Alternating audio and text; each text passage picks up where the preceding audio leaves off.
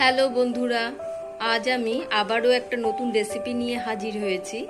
আজ আমি বানাবো পটলের দোরমা। আমি তার জন্য 5 থেকে 6টা বড় সাইজের পটল নিয়ে নিয়েছি ও পটলের একটা অংশ এইভাবে আমি কেটে নিয়েছি আর পটলগুলিকে একটু চেঁচেও নিয়েছি। এইভাবে আমি সমস্ত পটলগুলিকে চেঁচে একটা চামচের পেছনের অংশ দিয়ে এইরকম ভাবে আমি ভেতরের বীজগুলিকে বার করে নেব।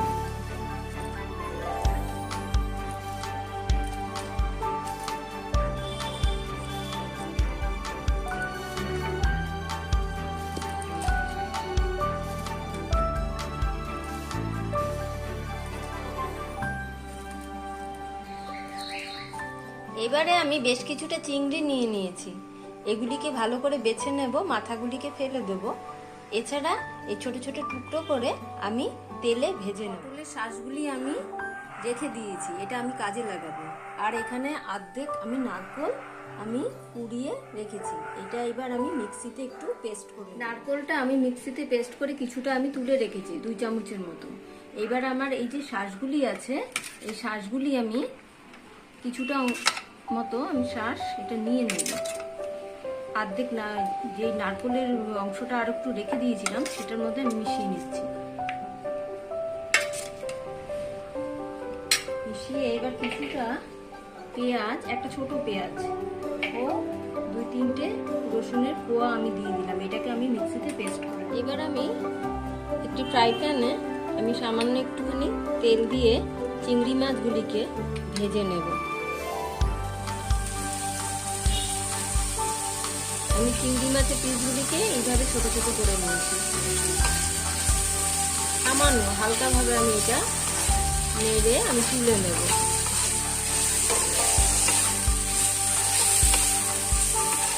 মাছগুলি আমি এইভাবে ভেজে আমি তুলে নিচ্ছি।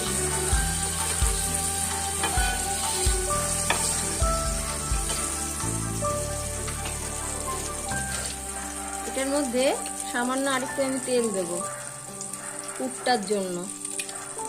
দিয়ে এইবার আমার মিক্সিতে আমার অল্প পেঁয়াজ, অল্প রসুন ও নারকেল বাটা আর পটলের বীজ আমি এইটা পুরোটাই দিয়ে দিলাম। এটার মধ্যে আমি সামান্য নুন ও একটু হলুদ দেব, দিয়ে নাড়াচাড়া করব কিছুক্ষণ। সামান্য একটু নুন,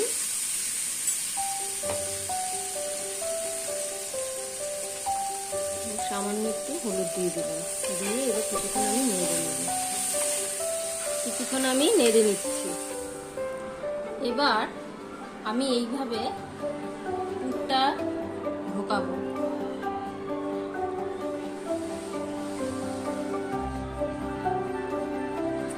ঢুকিয়ে বেশ কিছুটা চিংড়ি ও কিশমিশ দেব। এইভাবে আমি সম্পূর্ণটা রেডি করব। পটলের ভিতরে আমি সমস্ত পুরগুলিকে ঠেসে ঠেসে ঢুকিয়ে দিয়েছি। এই দেখুন। এবার একটি প্লেটের মধ্যে আমি 2 চামচ ময়দা নিয়ে সামান্য একটু জল দিয়ে গুলে নিয়েছি এইভাবে। এবার মুখগুলিকে আমি এইরকমভাবে আটকে দেব, যাতে জিনিসটা ভাজার সময় খুলে না যায়। আটকে দিয়ে আমি কিছুক্ষণ রেখে দেব, টাইট হয়ে যাবে।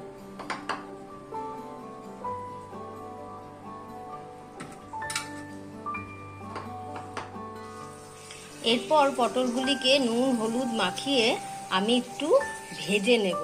এইভাবে আমি বেশ কয়েকটা আলু কেটে নিয়েছি, সাথে কয়েক পিস এলাচ ফোড়নে দেব, আর 2 পিস তেজপাতা ও 2টো চেরা কাঁচা লঙ্কা, আর সাথে 1 চামচ ছোট চামচের 1 চামচ মতো নুন, 1 চামচ মতো হলুদ গুঁড়ো, 1 চামচের একটু বেশি আমি জিরার গুঁড়ো নিয়েছি, আর 1 চামচের কাছে আমি লঙ্কার গুঁড়ো নিয়েছি। এটা আমি জলে পেস্ট করে নিয়েছি। এরপর কড়াইতে বেশ কিছুটা আমি সরষের তেল দিয়ে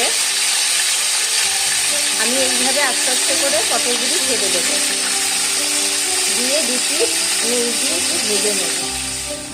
এইভাবে পটলগুলিকে আমি ভেজে তুলে নিলাম। 2-1টা আটার গুলি আমার বেরিয়ে এসছে, তাতে কোনো প্রবলেম হবে না।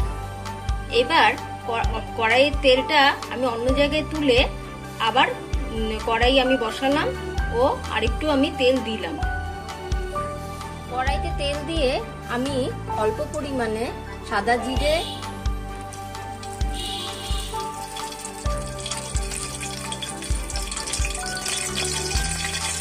গোটা এলাচ 4টে ও 2টো তেজপাতা আমি দিয়ে একটু নেড়ে নেব। এবার আমি আলুগুলি ছেড়ে দেব। আলুগুলি ছেড়ে আমি একটু হালকা করে ভাজবো। আলুগুলি লাল লাল করে একটু ভেজে আমি বাটিতে গুলে রাখা এই মশলাটা আমি দিয়ে দেব।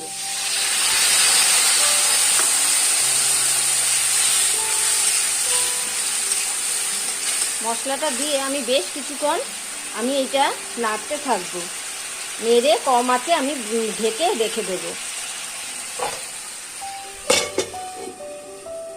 মশলাটা একটু কষে গেলে আমি এই ছোট মুখের 1 চামচ মতন একটু চিনি দিয়ে দেব। দিয়ে আবারও কিছুক্ষণ আমি নেড়ে নেব। এরপর আগে থেকে আমার নারকোল মিক্সিতে পেস্ট করে রেখেছিলাম, সাথে 2-3টে আমি কাঁচা লঙ্কা দিয়ে দিয়েছিলাম। এটা আমি কড়াইতে দিয়ে দেব। দিয়ে আবারও আমি বেশ কিছুক্ষণ নাড়বো। নেড়ে আমি এটা ঢেকে রেখে দেব। যতক্ষণ আলুগুলি একটু সিদ্ধ না হচ্ছে ততক্ষণ আমি এটা ঢেকে রাখবো। এটা সামান্য সেদ্ধ হওয়ার পরেই আমি পটলগুলি আস্তে আস্তে করে ছেড়ে দিলাম। এগুলি অর্ধেক ভাজা অবস্থাতেই আমার সেদ্ধ করাই ছিল, তবুও আরেকটু আমাকে এটা কষিয়ে সেদ্ধ করে নিতে হবে। এরপর আমি 1/2 কাপ মতো জলও দিয়েছি, অ্যাড করেছি। এবার কিছুক্ষণ আমি এটা ঢেকে রাখবো ও আর আবারও 5 মিনিট ঢেকে রাখার পর আমি এটাকে উল্টে দেব পটলগুলিকে। ভিডিওটি যদি ভালো লাগে লাইক, শেয়ার, কমেন্ট ও সাবস্ক্রাইব করতে ভুলবেন না। আমি তো এইভাবে করি, আপনারা কিভাবে করেন আশা করি এইভাবে একবার করে দেখবেন, ভালো লাগবে। 5 মিনিট বাদে ঢাকা তুলে আমি আস্তে আস্তে করে পটলগুলিকে উল্টে দিয়েছি ও আবারও আমি কিছুক্ষণ এটা ঢেকে রাখবো। আবারও 5 মিনিট পর আমি ঢাকা তুলে 2টো চেরা কাঁচা লঙ্কা দিয়ে আমি একটু গরম মশলা দিয়ে দেবো। আমি এখানে গরম মশলা সানরাইজের ইউজ করেছি।